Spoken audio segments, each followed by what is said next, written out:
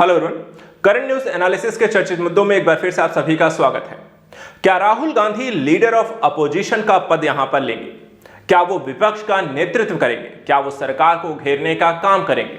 ये कुछ सवाल है जो लगातार यहां पर पूछे जा रहे हैं। संसद सत्र शुरू होने के साथ ही लीडर ऑफ अपोजिशन की भूमिका यहां पर महत्वपूर्ण हो जाएगी। लेकिन क्या यहां पर राहुल गांधी बनेंगे या नहीं में, ये यहां पर चर्चा का विषय है। लेकिन यहां पर उससे पहले कुछ इससे जुड़े हुए सवाल कि लीडर ऑफ अपोजिशन होता क्या है, इसकी भूमिका क्या है, इससे संबंधित नियम क्या है, लीडर ऑफ अपोजिशन को लेकर क्या क्या सुविधाएं मिलती हैं, भारत में लीडर ऑफ अपोजिशन कब कौन बना है और क्या लीडर ऑफ अपोजिशन के पद कभी खाली भी रहे हैं। इन सारी चीजों को लेकर के आज हम यहां पर एक एक करके इस टॉपिक पर डिस्कशन करते हैं। सबसे पहले आइए डिस्कस करते हैं इस मुद्दे को लेकर के। देखा जाए तो लीडर ऑफ अपोजिशन का जो पद है इस बार यहां पे चुना जाएगा, किसे चुना जाएगा ये अभी यहां पर क्वेश्चन मार्क है। राहुल गांधी बनेंगे या नहीं बनेंगे उस पर भी डिस्कस करेंगे। लेकिन अभी पिछले 10 साल से अगर हम देखें तो भारत में लीडर ऑफ अपोजिशन का जो पद है लोकसभा के संदर्भ में वो खाली रहा है। और ऐसा यहां पर क्यों हुआ है उस मुद्दे को भी थोड़ा समझेंगे और इससे संबंधित कुछ नियमों को भी समझते हैं।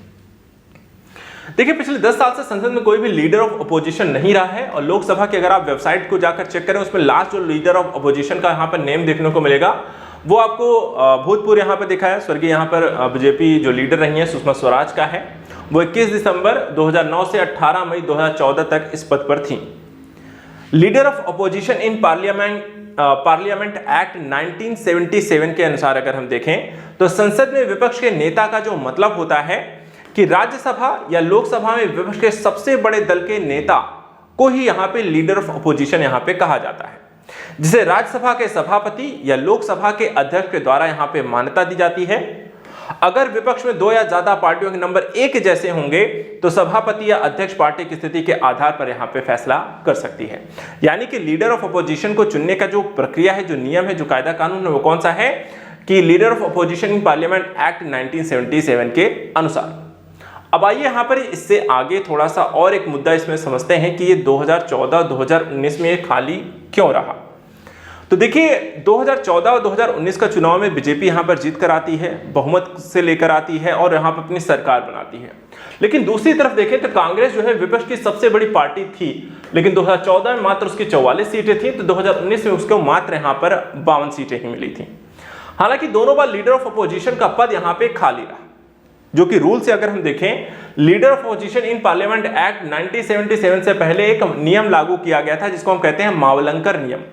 मावलंकर नियम के तहत नेता प्रतिपक्ष चुने जाने के समय में इसके लिए लोकसभा की कुल संख्या के 10% यानी कि 54 सांसद का होना जरूरी है। यानी कि यदि अगर किसी भी पार्टी के 54 सांसद जीतकर आते हैं तभी उसे लीडर ऑफ अपोजिशन का पद यहां पर दिया, क्योंकि सबसे बड़ी पार्टी तो यहां पर आपको सरकार बनाएगी।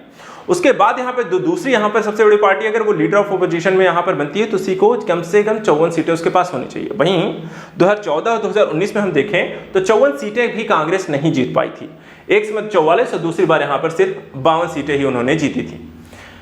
इस बार अगर हम बात करें तो इस बार के चुनाव में कांग्रेस के पास 99 सीटें हैं और इस संदर्भ में यहां पर उसे लीडर ऑफ अपोजिशन का पद यहां पर मिलना तय है। लोकसभा की कुल संख्या का ये 18% है और लिहाज से कांग्रेस लीडर ऑफ अपोजिशन के पद की यहां पर हकदार है। एक्सपर्ट का मानना है कि राहुल गांधी अगर ये जिम्मेदारी यहां पर लेते हैं यानी कि कांग्रेस को इससे यहां पर एक फायदा मिलेगा। राहुल गांधी की लीडरशिप में विपक्ष की भूमिका यहां पर प्रभावी, मुखर हो सकती है और साथ ही मजबूत होती है। सरकार को यहां पे जवाबदेह बनाने में भी लीडर ऑफ अपोजिशन की भूमिका यहां पर महत्वपूर्ण होती है और इस संदर्भ में यहां पर कांग्रेस जो है राहुल गांधी को लीडर ऑफ अपोजिशन बना सकती है। यहां पर आगे समझते हैं कि 24 जून से लोकसभा का जो सत्र शुरू होगा, यहां पर स्पीकर के बाद लीडर ऑफ अपोजिशन का ही यहां पर आपको चुनाव होगा और इसके 2 दिन बाद देखिए 24 जून को यहां पर लोकसभा सत्र इस बार यहां पर शुरू होना है और इसके 2 दिन बाद यानी कि 26 जून को सभी सांसद शपथ लेंगे और फिर लोकसभा का स्पीकर का यहां पर चुनाव होगा। स्पीकर के बाद लीडर ऑफ अपोजिशन का यहां पे फैसला होगा। अगर कांग्रेस लीडर ऑफ अपोजिशन यहां पे नहीं चुनती है तो इस बार भी संसद बिना विपक्ष के नेता के ही यहां पर चलेगी। तो ये देखना दिलचस्प होगा कि ये कैसे यहाँ पे प्रक्रिया आगे बढ़ेगी।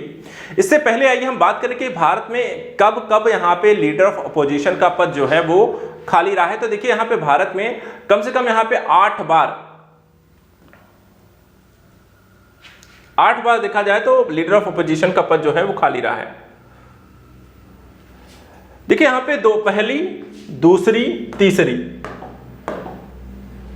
पहली दूसरी और तीसरी यहां पर नेता प्रतिपक्ष यहां पे दिखा, पहली दूसरी तीसरी लोकसभा में नहीं रहे हैं। प्रधानमंत्री यहां पर दिखा थे, तीनों में जवाहरलाल नेहरू रहे हैं। चौथी यहां पे लोकसभा में राम सुहाग सिंह, कांग्रेस ओ यहां पर बनती है, इंदिरा गांधी यहां पे सरकार बनती है, इसमें यहां पर लीडर ऑफ अपोजिशन का इनको पद मिलता है। पांचवी लोकसभा में एक बार फिर से यहां पर रिक्त रहती है, देखा जाए लीडर ऑफ अपोजिशन का पद। इसके बाद सातवीं लोकसभा में भी देखा जाए तो रिक्त आपको रहता है, इस समय भी इंदिरा गांधी आपको सरकार बनाती हैं। इसके बाद 16वीं और 17वीं में देखा जाए लगातार 2 बार आपको फिर से यहां पर लीडर ऑफ अपोजिशन का पद आपको खाली मिलता है। नरेंद्र मोदी यहां पर आपको इसको सरकार बनाते हैं। और एक बार 8वीं लोकसभा में भी आपको देखा जाए,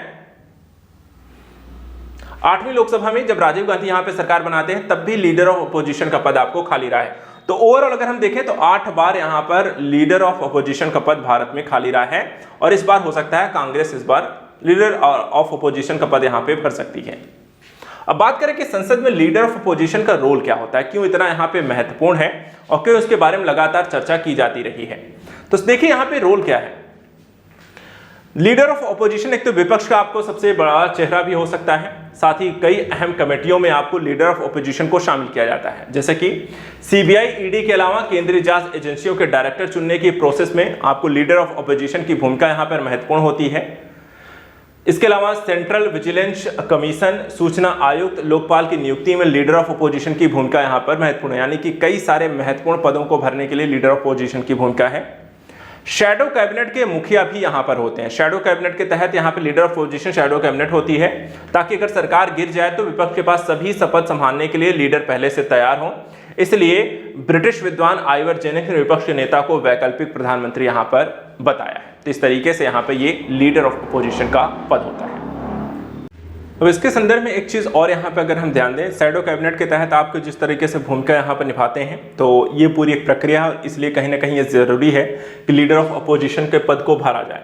इसके बाद देखा जाए तो नेता प्रतिपक्ष को किस किस तरीके की चीजें यहां पे प्रोवाइड होती हैं, क्या क्या चीजें उसे मिलती हैं, उस पर भी यहां पे नजर डाल लेते हैं।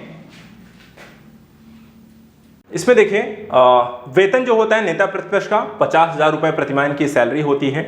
भत्ता जो होता है 45,000 प्रतिमाह निर्वाचन भत्ता, 2,000 प्रतिमाह यहाँ पे सरकार भत्ता मिलता है।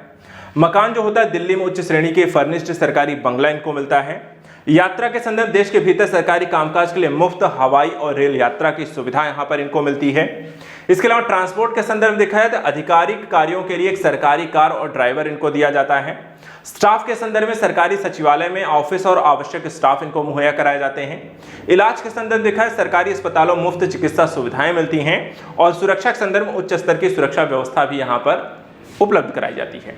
तो देखना होगा कि इस बार लीडर ऑफ अपोजिशन का पद किसे मिलता है, क्या राहुल गांधी इस पद को संभालते हैं और क्या इस तरीके से सरकार को एक बेहतर तरीके से एक मजबूत विपक्ष के माध्यम से यहाँ पर संतुलित करने का प्रयास किया जाएगा। फिलहाल आज के सेशन में इतना ही। नेक्स्ट वीडियो में कुछ और इंपॉर्टेंट टॉपिक्स को लेकर डिस्कस करेंगे। Thank you so much and good luck.